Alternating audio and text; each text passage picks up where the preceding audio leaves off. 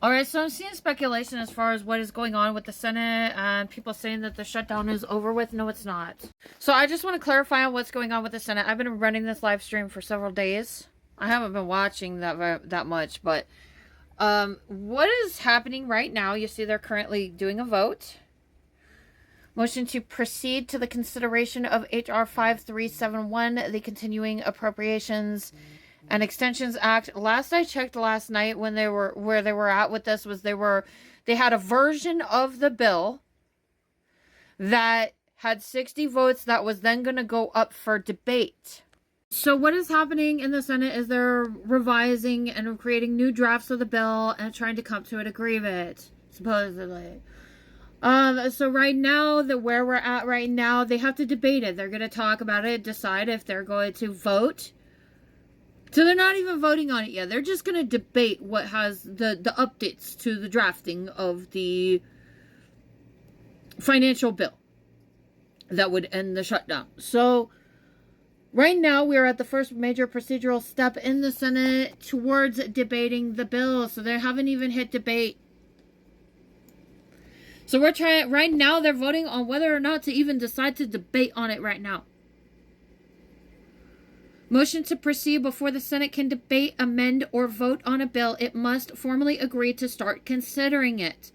That's what the motion to proceed is. It's a motion saying, let's take up this bill and begin debating it. To the consideration of H.R. 5371, that's simply identifying which bill they're trying to bring up. It is a continuing resolution, a temporary spending measure that keeps the government funded when regular appropriations bills have not yet passed.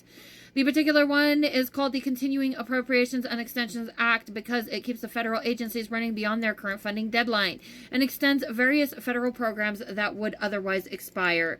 Why it matters procedurally, this motion is critical. If the Senate agrees to the motion to proceed, debate on the bill itself can begin. If the motion fails, the Senate cannot even discuss or amend the bill. It's effectively blocked. And that's why you'll often see a cloture vote attached to it. That's a vote to end debate or filibuster on the motion to proceed so the Senate can move forward. They're voting on whether to start working on the temporary government funding bill. It's not a vote to pass the bill itself yet, just to open debate on how the bill would end or avoid a shutdown. H.R. 5371 is a continuing resolution. It would extend funding for federal agencies and programs through November 21st, 2025. It is a short-term solution. If such a CR is passed by both chambers of Congress and signed into law, federal agencies can continue operating and a funding lapse, i.e. shutdown, will be prevented. Why it has not yet ended the shutdown, even though the House has approved it, the Senate has not agreed to bring it up or invoke cloture in a way that lets the bill become law. For example, the Senate recently rejected a cloture motion on the motion to proceed to H.R. 5371. Because the CR is not yet enacted, the funding gap persists and the government remains in shutdown mode. Additional political issues are tied. For example, extensions of healthcare subsidies, the ACA. There was a senator that showed up in my feed who was making statements that he has concern that it appears that there may also be an nationwide anti-abortion clause in there.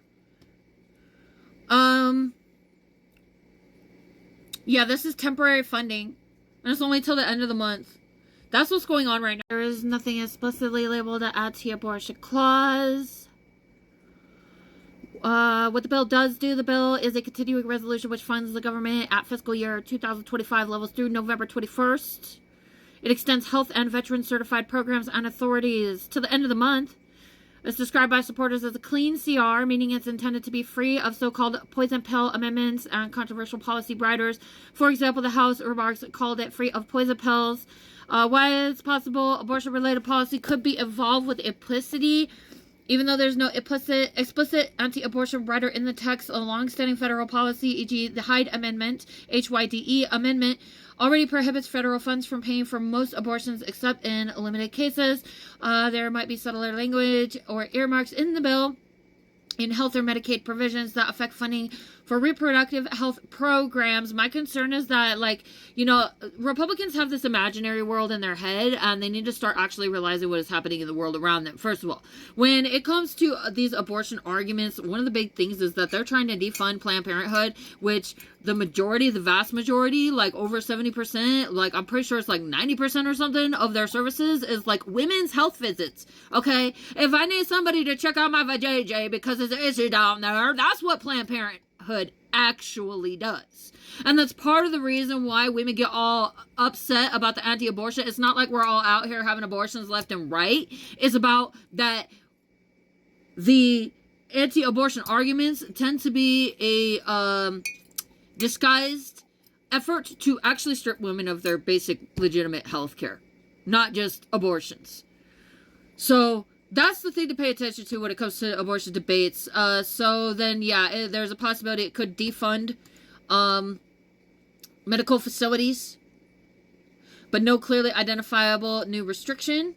So the current bill only buys time. If H.R. 5371 passes, it funds the government only through November 21st. Option 1, pass the regular appropriations bill. Congress is supposed to pass 12 separate annual appropriations bills that fully fund every agency for the fiscal year from October to September 30th. October 1st to September 30th. This has been going on for a fucking month. They should have funded the government all the way back at the beginning of October.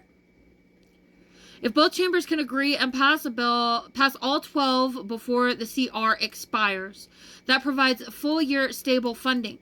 So essentially, what they're working on right now in the Senate is going to be a temporary spending to keep the government running through the period of time to the end of the month in November. And during that time, they need to figure out how they're going to fund the motherfucking government and quit fucking around. Another option is to pass another continuing resolution, so another short-term funding for weeks or months at a time. Another option to get our government funded would be to pass a minibus or omnibus.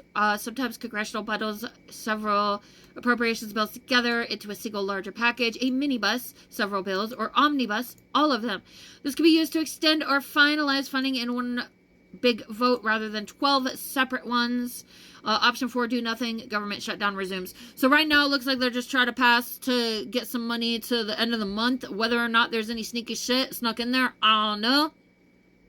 But that's where we're at. The government shutdown has not ended.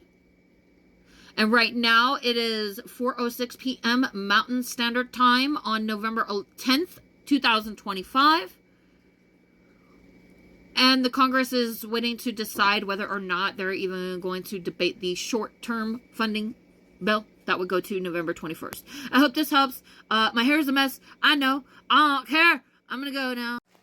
To stay up to date on what's going on, you can follow me on my YouTube and keep tabs on what's going on over here.